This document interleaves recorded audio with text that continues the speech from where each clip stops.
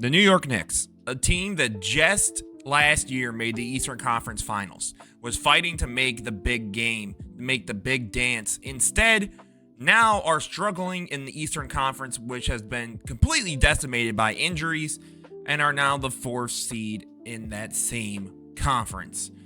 With Karl-Anthony Towns and Jalen Brunson seemingly not always being on the same page, or Mike Brown seeming to have a different idea of how to use these players and it not all clicking, this team, I believe, is on a wrong trajectory, and they need to figure it out quick, because this is their best chance to make the finals. This is their golden ticket, and if they don't make it now, I believe drastic measures will be taken by the front office. But that all starts with looking at Karl-Anthony Towns, who I think there's an interesting conversation to be had. This team is not clicking, and I don't necessarily want to blame a specific player, because I've seen a lot of conversation, right, with Cat in terms of his effort on defense, which, by the way, I mean, I don't know what people expected. Like, this is who he is. Like, that would be like expecting Nikola Jokic to be Rudy Gobert. Like, that's not his game. That's never been his game. He is not a defender. But at the same time, the question sort of comes along now of, is Cat the problem? Is Mike Brown not utilizing Cat right? Because there's been a lot of conversations about Cat not really understanding the system or what his role is in this system.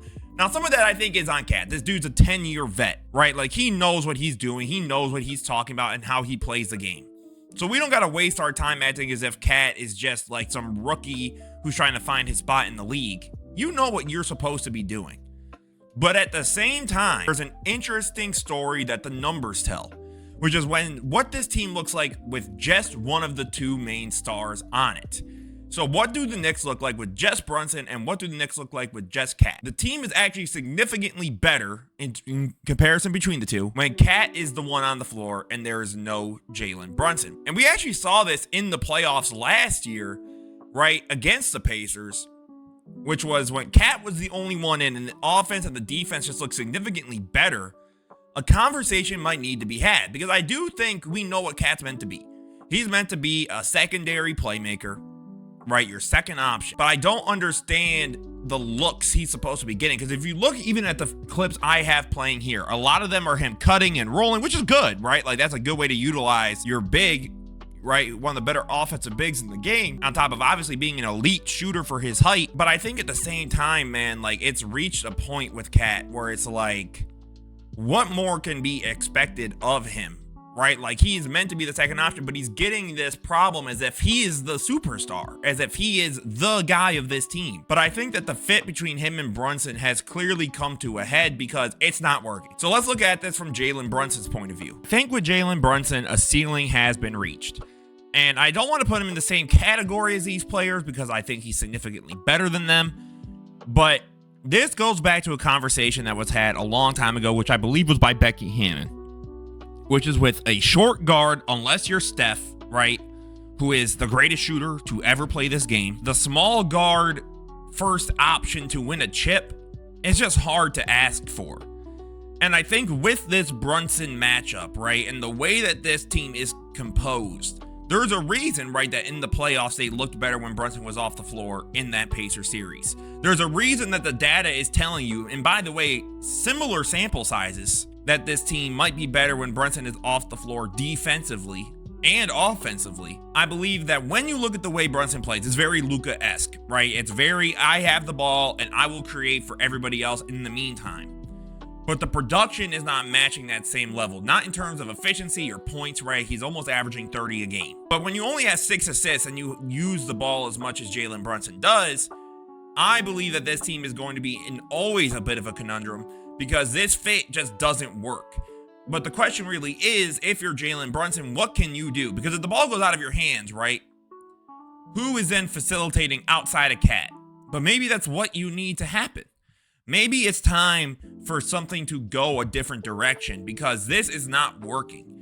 This continued, I'm just going to dribble the ball out. I believe at a certain point, this small guard lineup isn't going to work. And I think that the Knicks might be starting to realize that, but they're going to desperately try and keep Brunson, right? Because he took the pay cut. He's done all these things for the organization. He's helped make them relevant, helped get them to an Eastern Conference Finals, and I have no problem with that. But I think if we need to have an honest discourse about this team, Brunson is as much of a problem as a guy like Karl Anthony Towns is. And I don't quite get why he would get to be scapegoated out of the two, right? Because it's not as if Brunson has been this great defender. It's not as if this team hasn't been consistent. This team has been 2 for 9 since they won the NBA Cup. And I believe one of those wins, again, is against the Brooklyn Nets. You haven't been able to beat the Mavs. You haven't been able to beat some of these teams that on paper you're significantly better than them. But I think that ultimately this lack of defense is killing them. And I think that having Cat and Brunson is only going to make it worse. So now I'm going to talk to you guys about my ideas for solutions. Certain things can't happen. So for example, if we're just being honest, if you're the Knicks front office, Jalen Brunson is not getting traded. It's just not going to happen. But does Cat have that trade value right now? And what I mean by that is when you look at the, the financials of everything, he's making $53 million over with, and has 3 more years on his deal. So Cat's going to be a hard contract to move. So unless you're convincing me, okay, Emster, they're going for Giannis and they're giving up Cat to do it, okay, sure, I can see that. The problem is they don't have the picks for it, really. The question just sort of is, where else is Cat really wanted right now in the league? I don't really know. The Thunder don't really have a need to trade for him. The Raptors, I guess, could if they run a floor spacer, but again, you're probably going to ask for picks or capital. I think this Knicks team is stuck.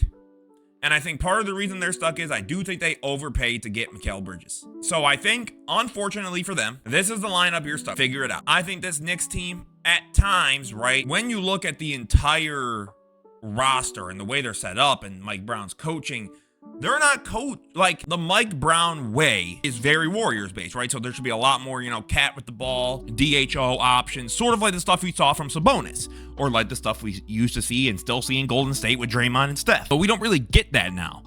So now it's sort of like, what is this team meant to be playing as? It doesn't help that OG Anunoby hasn't been playing to his best, but I genuinely think that this team as a whole has been struggling. When you look at what this team provides, I think that this team very well could still be eliminated in the playoffs before the finals. Like if you told me the Pistons beat them in the playoffs, I wouldn't be surprised. If you told me the Sixers beat them in the playoffs, I genuinely wouldn't be surprised. Like there's a very good chance that if Tatum comes back, the Boston Celtics could beat the Knicks, and I would not be surprised. I think this Knicks team has been severely underwhelming, and a major reason for that is the fit between Cat and Brunson has not quite lived up to what we thought it could be, and clearly the lack of defense from both has just become a killer. So at this point, if you're the Knicks, you have to make a move. But as always, guys, this is Emster Knows Hoops. Let me know what you guys think about the Knicks. Do you agree with my assessment? They're kind of stuck, and this is all they can do, and it still might be underwhelming. Or do you think that they're going to pull the trigger and trade Cat? And do you think Cat's a problem? Or do you think Brunson is a bigger part of the problem than we like to give credit for? Should Tibbs have even been fired in the first place? As always, guys, this was Emster Knows Hoops. Don't forget to leave a like, comment, subscribe. Have a beautiful rest of your day, guys. Peace out.